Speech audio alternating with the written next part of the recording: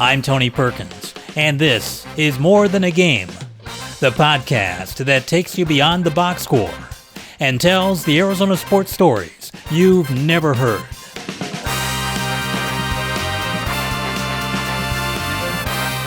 On this episode, we learn about an early pioneer in adaptive sports.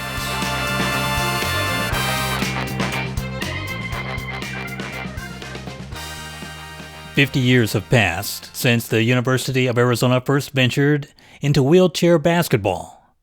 Today, the adaptive sports program stands as one of the nation's finest, boasting a roster of 63 competitive disabled student athletes and more than 50 Paralympian alumni. But before that success came a trailblazer who laid the foundation for it all. Rudy Gallego's name is not as widely recognized as other U of A athletics greats. Yet his contribution to the world of adaptive athletics is nothing short of legendary. In a time when the notion of disabled athletes competing was put to the sidelines, Rudy pioneered a movement that would change the landscape of adaptive athletics in Tucson forever. Paulo Rodriguez tells us the story of this one unsung hero. He lost both of his legs from a landmine accident at 4'1", Rudy Gallego. When you describe Rudy to someone who doesn't know him, how would you describe him? Funny, humorous. Don't take him too seriously, because his joking might come off as teasing to some. And just go with the flow and be a part of it, and he'll become your friend quickly. He'll joke about his disability. It's okay to laugh about it with him. That's how I would describe it. And friend. Longtime sports writer and coach Andy Morales first met his friend Rudy Gallego when he began an internship with former adaptive athletics director Dave Arcadillo, coaching wheelchair athletes. Well, he was this strange guy in a wheelchair. I mean, he was missing fingers, obviously. You notice all that stuff right away. And he was chucking up these three-point shots, swish, swish, swish. So my first impression was he was an athlete. And then my next impression was, well, there's something else going on here, because he would yell weird stuff like touchdown Pueblo every time he made a basket. And I'm like, what's going on here? But he just had a lot of stuff he had to work through, I guess. Born in 1949, Rudy never expected to live the life he did, becoming an all-star athlete at Pueblo High School. His passion for sports superseded most things in his life, as his wife, Sherry, would say. And he put his heart and soul into wheelchair basketball. And supposedly baseball even came before me. So, but I said, that's cool. I understand. I'm okay with that. You know, I'm not the jealous type. Huh? I was going to ask where you ranked in all that. Yeah. I'm not sure. It's one of those things you really don't want to ask, you know. Might not like what you hear, huh? Ignorance is bliss. Yeah. Rudy's first love was baseball, and was even recruited to play for the St. Louis Cardinals. But upon the advisement of his friends, Gallego declined the team's offer after spring training and went to college to gain more experience. Soon after just a semester at school, he enlisted in the United States Marine Corps. On June 9th of 1970, his life changed forever. However, Rudy liked to tell a different story from what actually happened. He used to tell me that he had his injuries by jumping on a grenade. And I believed that for like 10 years. And then someone said he'd never jumped on a grenade. In reality, Rudy stepped on a landmine during the Vietnam War, effectively ending his professional baseball dream. The impact left him as a double amputee, along with the loss of his index and middle fingers. Because everyone says that when he stepped on the landmine, by rights he should have died. That's when Rudy should have died. He should have died then. But for some reason, you know, he lived. God chose that he had other things in life for him to do, and he just ran with that. What would have been considered by many a soul-crushing, life-ending moment, Rudy adapted to his new reality. After realizing he wouldn't be able to go back to his baseball dreams, Rudy found new ways to keep sports in his life.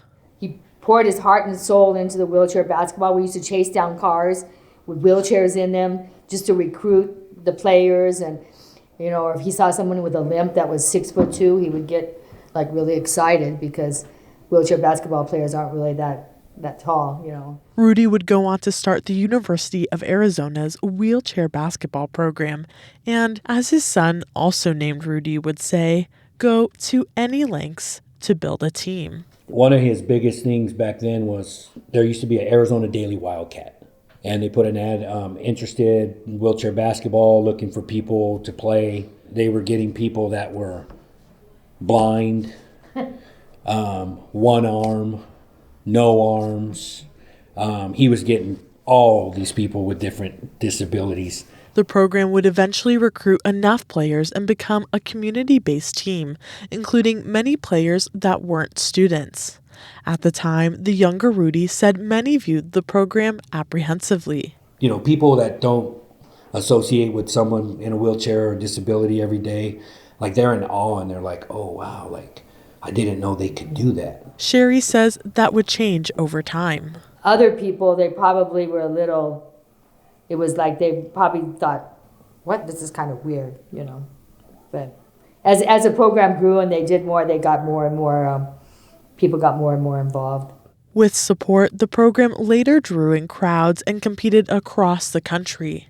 Quickly, new traditions began, and they were off to the races. Tournaments like Lame for a Game, an exhibition where both the men's and women's varsity basketball teams compete in sports wheelchairs against the University of Arizona Wildchairs, brought in never-before-seen crowds to wheelchair basketball games.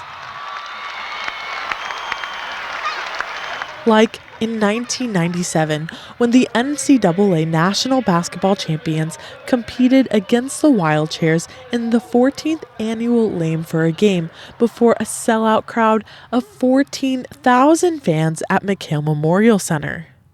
The younger Rudy says the exhibition was more than just playing the game. It was a chance to show off their athleticism. We're still athletes, and we can do what you can do. We just can't do it above the rim like you can. But right? The rim is the same size. But the rim's same size, but we can't dunk it. We can't even leave our chairs. Your rear end has to stay on the seat. A lot of guys strap in. Even if we fall over, we're still going to be able to get up by ourselves, because if you can't get up in a wheelchair, then you can't be part of the play. Over the course of Rudy's athletic career, he found his love for the sport growing in new ways, like coaching. Somebody was interested in learning. Rudy could, he would spend hours and hours teaching them about learning about this basketball, baseball. Rudy became the head coach for the program and connected young athletes to wheelchair sports, even going as far as to coach able-bodied athletes in Little League Baseball. Yeah, and he coached soccer as well. I learned how to kick from the other coach, though. But my dad was really fundamental in everything that he did. He could explain it. He'd get down on his hands and knees. He'd move your feet the way you needed to move it if he needed to adjust you. However, the younger Rudy would say his dad wasn't an easy coach. They'd let me shoot the ball if I needed to. Him, on the other hand, he's like, nope, come and rip it away from me. Block the shot. And he's like, I'm not giving you any slack, because there's going to be one day where I'm not going to be able to do this, and you'll be fine. But you're not getting any free passes from me. The tables would later turn for Rudy and his son when he got the opportunity to play side by side with his dad over the course of 10 games. I told myself I wouldn't do this. I know. There was a basketball tournament in Houston, Texas. And it was his idea. And they allow one able-bodied person to get in a wheelchair and to play. And he was like, hey, we could go to Houston. We could play. You could play. And I'm like, hey, let's do this. I got to play with him as a teammate and a competitor. And it was something I always wanted, right? I would think of scenarios, and I know this is funny. I don't know if I've ever said this, but of ways that I could injure my foot so that I could play wheelchair basketball, because for me to play wheelchair basketball was because I wanted to be like him. They didn't win that tournament, but the younger Rudy won something much greater than a trophy. Time with his dad, doing what they both loved the most. He won't admit this or whatever, but he ended up with like 36 points, and I ended up with 32. And he's like, I had more points than you, and I didn't even play as long as you, right? And he just to remind me, like, hey man, I can still play this game. We ended up we didn't win that day, but it was probably of all the accomplishments that I had in sports or whatever, that was probably my best. Rudy was a team player. Through death, his family would say he was known for his dedication and love for his family, his love for sports, and his special ability to influence and coach anyone who was willing to listen and learn. By far, didn't really care about the wins and losses. He just cared about the success of the people that he played with. Because he was going to be successful, and if he put somebody in a position for them to be successful, he was okay with them being the hero. The younger Rudy would say his dad was a humble man, and to be honest, he might not have wanted this episode to happen. He didn't like the spotlight, but deep down inside he did. He just tried. So outwardly he would be like, I hate this episode. Yeah. Inwardly he'd be like, I kind of love it. Yeah, and in his own mind, he's thinking to himself, I'm Rudy Gallego. I'm one of the greatest. One of the greatest, because that's what he always said. Always. He always would say, Rudy Gallego, one of the greatest. Even probably saying the chant, Rudy, Rudy, in his mind as he's going through it, That's just how he was, Yeah, But he never would speak it or be verbal about it, but deep down inside, you knew he knew he was good at what he did. Yeah. And he enjoyed every minute of it. So. Rudy passed away in November last year at the age of 74. However, his legacy now lives forever in the university's adaptive athletics program. In March, the program retired its first jersey in honor of one of the greatest. Shortly after, Adaptive Athletics inducted him into the Hall of Fame. For the current Adaptive Athletics director, Peter Hughes, it was important for him to remember the changemakers and trailblazers who laid the foundations for the program to become what it is now. There were individuals like Rudy that had to advocate for a program here at the university. The university didn't have to do that. They did it because it was the right thing to do. But without guys like Rudy and Kent and Dave Eric Cardillo, those guys that advocated and kind of stood up on top of their chair and shouted a little bit saying, hey, this is the right thing to do. The fact that they had that without the protections of, the protections that I've had, which are the ADA and, that kind of stuff that was kind of like, hey, there has to be some sort of opportunity for people with disability. Those guys did it without all that.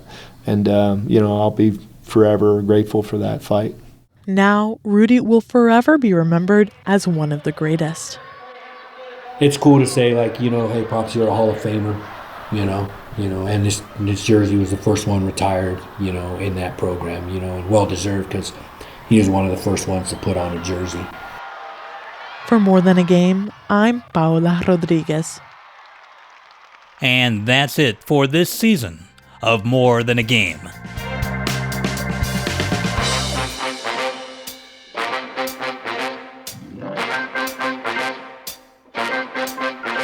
The show is produced and mixed by Zach Ziegler. Our news director is Christopher Conover. Our logo was designed by A.C. Swedberg. Thanks to our marketing team for their help in launching this podcast.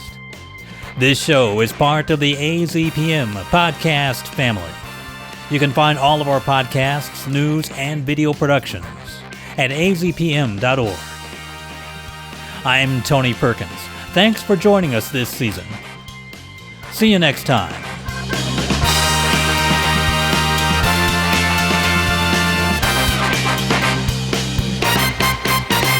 AZPM podcasts are made possible in part by donations from listeners like you. Learn more at support.azpm.org. Thank you.